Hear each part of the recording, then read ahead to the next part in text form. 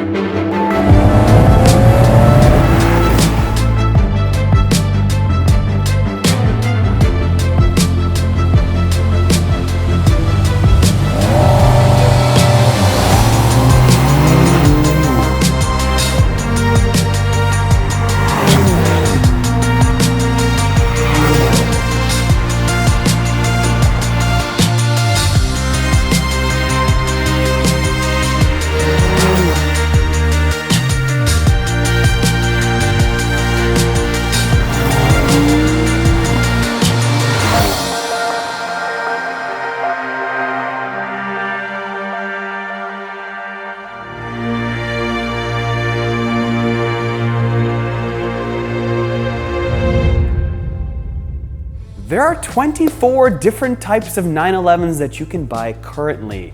The crazy part about it is there are 5 GTSs. And you know what GTS stands for? It stands for Gran Turismo Sport.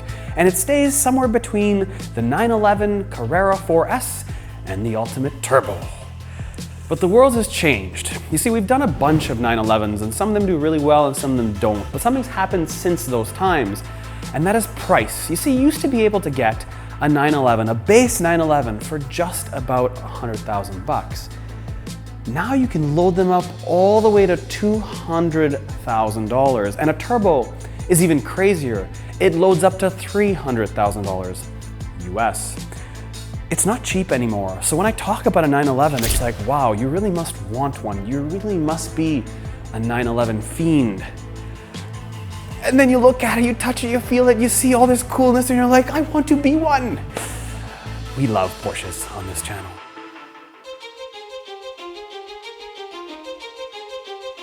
.473 horsepower and 420 pound-feet of torque out of this twin turbo flat 6. This is the coolest part about Porsche. I just turn this to Sport Plus, foot on the brake, foot on the grass, launch control activated. Oh!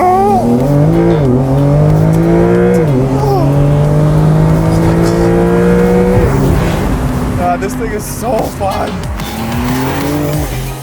This thing does 0 to 60 anywhere from 3.1 seconds to 3.4 seconds, somewhere around there. But on average, it's 3.2, but it's the thrill. It's so quick, so raspy, it sounds like heaven. One more time for good luck.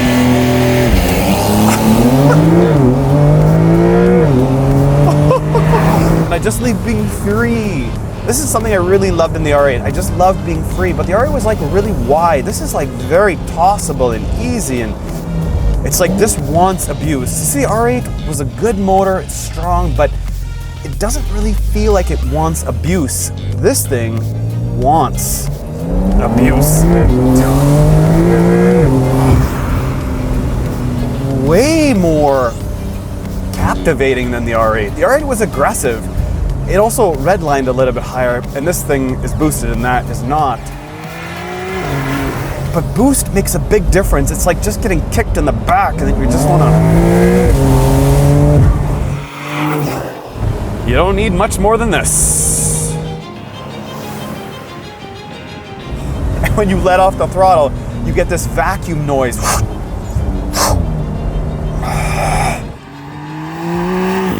My favorite color in the whole wide world is chalk, and this is it. It looks so sweet in a GTS because GTSs have satin black headlight housings that make it look so nice.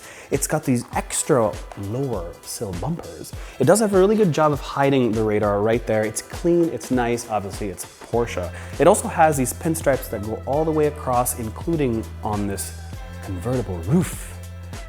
That's just so nice. What else can I say? Yep, it's true. I can fit in the front of a 911. Am I crazy? Or is this car actually bigger than I expect? And I thought that this would not hold my weight. But it does. Yes, I actually magically fit in a frunk of a 911, and I could not do this in an R8.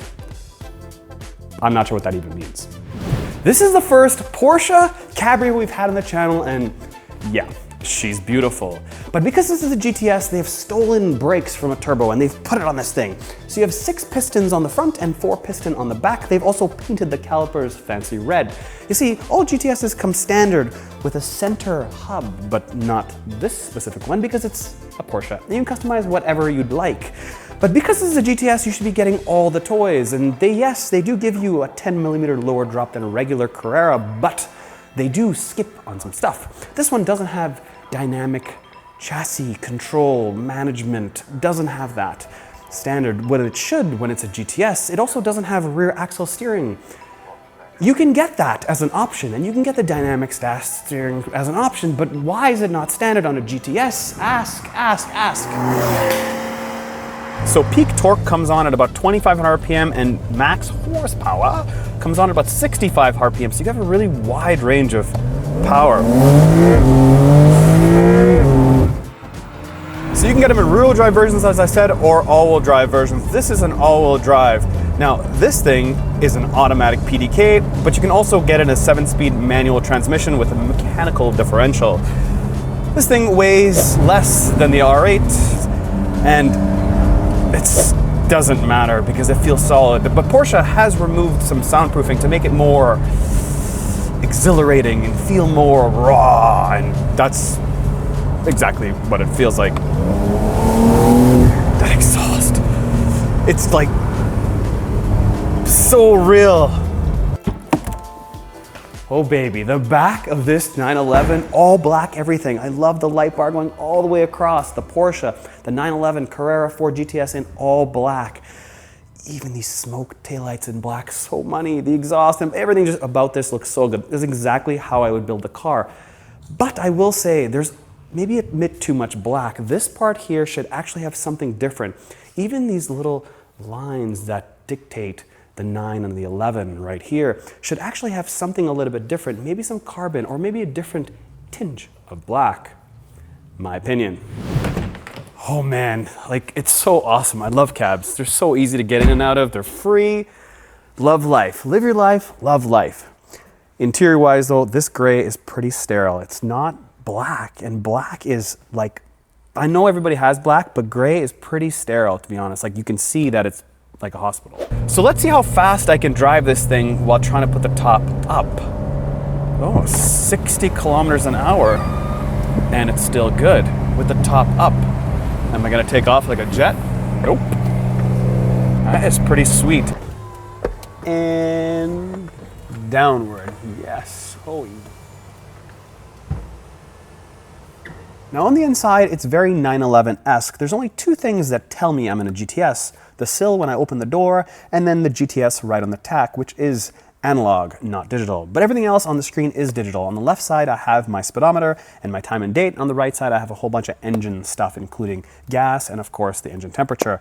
But the main screen is pretty good because you have wireless CarPlay and Android Auto, and it's super easy to use. There's a whole bunch of privacy things you have to go through, but other than that, it's really good and easy. It's just German and clean. And we've done a whole bunch of Porsche videos, so you can see that there. But like anything else, they have hard buttons and physical things you can touch and push for exhaust stability program and of course your suspension. Down here, they have this cool little shifter. If you haven't seen our videos before, it's pretty awesome. They're small. It's like a key, except the key looks different than what that looks like.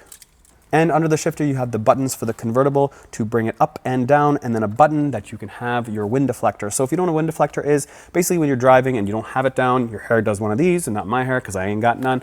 But when you have it up, it's good, but then you lose the 2 back seats, which are good for shopping. So if you have 2 cups of coffee, you are initially out of luck because you only have one here, but they have one hidden right on the dash. Fancy. That is not new news. Old Audis used to have that, and a lot of other German cars have it. And you have a whole bunch of different drive modes. You have normal, wet, sport, sport plus, and of course individual that you can customize all you want. But for me, it's just normal or sport plus.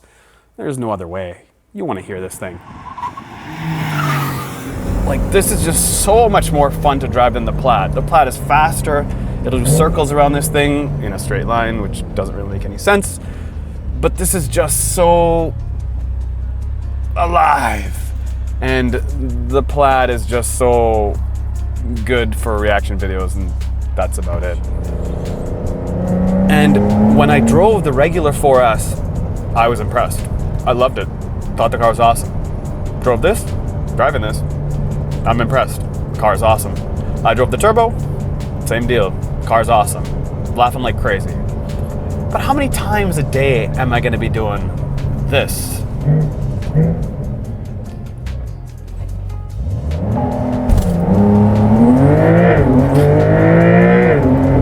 How many times a day? Not all the time. Would I buy a coupe or a cabrio?